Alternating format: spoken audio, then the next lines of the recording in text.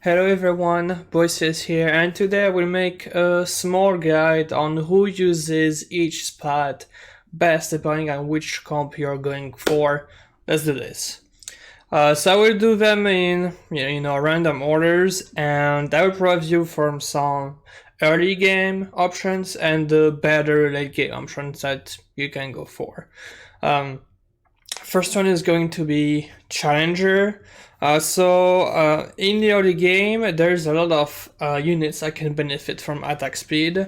If you do have a Challenger spot, I expect you to go Challenger anyway, aka Yone carry with 6 or 8 Challenger in this case. If you have the spot, you should aim to go 8 Challengers in the late game.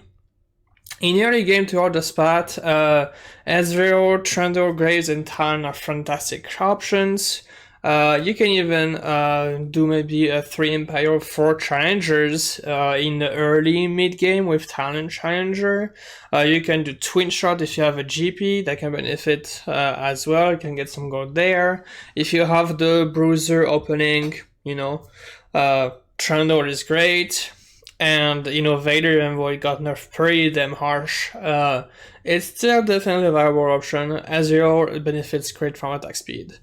In your late game, so if you're going for 8 Challengers, right, you have different options because, well, obviously you're not playing those units anymore, you're not considering them, right? There's different options. You can go for Galio, but then it's really hard to go for 8 Challengers just because it takes 2 slots. But I mean, by that point, I'm sure everybody has heard of Clapio. It's very strong, it hurts a lot, and yeah, benefits a lot with attack speed. So if you have somehow a way to fill in, fantastic. If not, the next best option, I think the number one option actually, should be Chase in the backline. Obviously, you have more in the front line here. Having additional damage in backline is fantastic. He actually hurts a lot in the backline. It's actually underplayed in my opinion. Do not underestimate him. It is very, very strong. Okay. Before finding the Jace, you can put it on the Oriana. Usually we keep the Kami in from the early game to get the 6 Challenger. That will give you even more attack speed with Clockwork. It's not, that much, but by that time you should have, plus 25% attack speed, which is noticeable. So those are all the options for Challengers. Now for Mutants, so it really... There's too many variations, I'm not going to cover everything, but there's definitely some better options to take depending on the mutant variation. If you do have the manaless mutant variation, please play Vi carry. Trust me, it is S tier. If you can 3-star Vi with mutant spat, Rabble Gauntlet, you're gonna have a big love. Go Bruisers frontline, you can have a Jinx in a late game for Sister, she's gonna one-shot the entire board. Just trust, it is OP, I don't know how it's not nerfed yet, it is bonkers. I should probably make a video about just doing it and show it to everyone. That can come on later. In the early game, if you do have manaless, of course Caitlyn is fantastic. In the early game, basically guaranteeing 1 unit killed. If you're open foring, that's great. If you're doing on a Dark Star side, so you're gonna have to stack the Zizua, the target dummies and all that, right? If you do have additional damage needed, of course Kai'Sa, Victor, Lux should be like the mutant they should be focusing on. And Victor Lux with the spat, additional damage is great on those 2 casters. Because our casters are not going to do the damage fast, you're going to have people or your units dying before they cast, okay, they're going to have more damage, etc. That should make sense. So that is it that I have for Mutant, but if you have questions about specific ones, please let me know in the comments. Imperial Academy, sorry. So Academy, there is different options. Usually there's not that many comps that you can play with Academy splat. The best one is definitely Yone.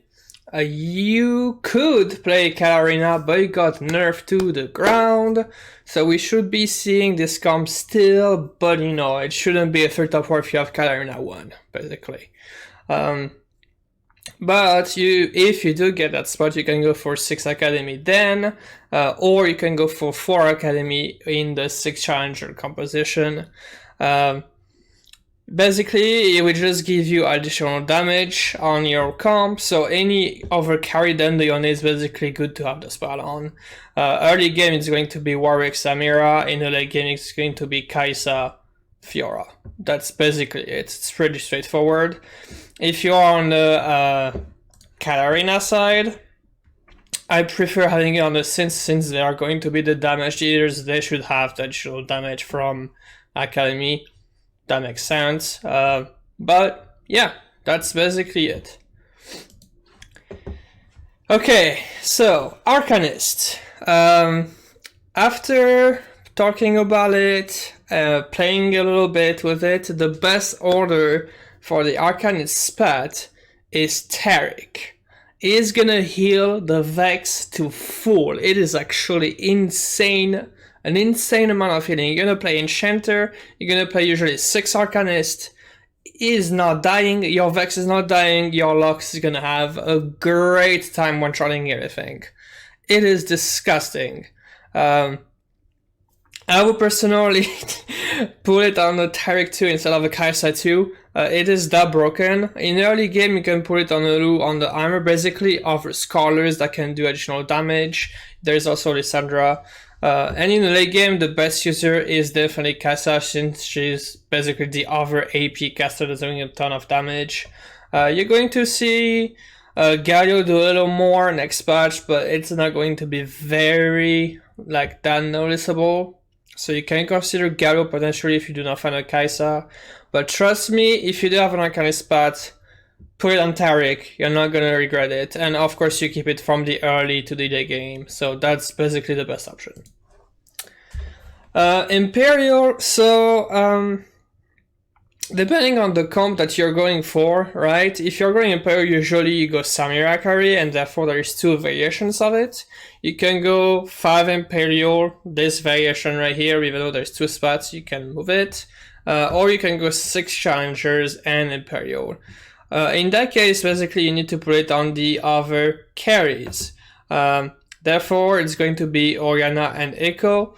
That should be doing the most over amount of damage. You want all the tanks at them on this Swain as possible. You can even argue to put the Yumi on the Swain instead of the Samira. Up to you. And yeah, that's basically it. If you're doing it here, again, it is on the other carry since you want the maximum amount of damage on them. So it's going to be either Yone, Fiora, Galio again, Galio doing a tremendous amount of damage even when nerfed, and Kaisa. Nothing much to add here. Okay, so Syndicates. So they're getting a lot of buff next patch. I am actually scared that Akali is going to be too strong in patch 11.24, and therefore you should be looking to play some Syndicates. And if you do get some Syndicate spots, well, you have different options. You can go either the Assassin route, therefore you do put it on the Assassins that you're going to keep the entire game, like Talon and Eco, or you go for the Joy, basically, or better units in the late game that can carry it better. Again, Jace is fantastic, especially in the front line. The Galio, again, adding more resistance and more damage, fantastic for him. This basically depends what yard you want to go for. If you want to do the Miracle 7 Syndicates, 6 Assassins, you know, go for it, put it on the Echo or the Talon, and you're going to be good to go. Chemtex. So there is so many different options here that you can do. If you do play Chemtech, I suggest you play either Lysandra carry, which is a version that I do not really like, but if this is what you hit, you play with it, or the usual Urgot Bruiser Chemtech with Jinx. And if that's the case, you can literally put it on any unit, right? Tamkench, Jinx, Vi, Yumi, Janna, doesn't matter. In the early game, basically all you have to do is switch certain bruisers into the camp deck ones. So for example, in the early game, if you are going to have Saint Drawick, you can have maybe the Trundle or the camp deck with a natural bruiser like Eloy or Vi. You can also have the Scholars with Alessandra and Eimer. If you don't need it, you can put it on Eimer. It's going to be a good decent amount of damage. In the late game, personally, I love it on Jinx and Tahm Kench, just because Tahm Kench is gonna tank a lot. The Jinx is gonna jump into the backline and need some resistances plus attack speed, which is what the buff is in the end, 50% attack speed. That's kind of huge. Plus the sister buff, so she should be able to clean a lot of units. As far as the early game, yeah, you either go the Bruiser route or the Lysandra carry Scholar route. Now so this is not a comp really, because I'm just gonna talk about frontline, which is bodyguards. All these units are gonna hold bodyguards fantastically well in early and or the late game, depending on what comp you're going for.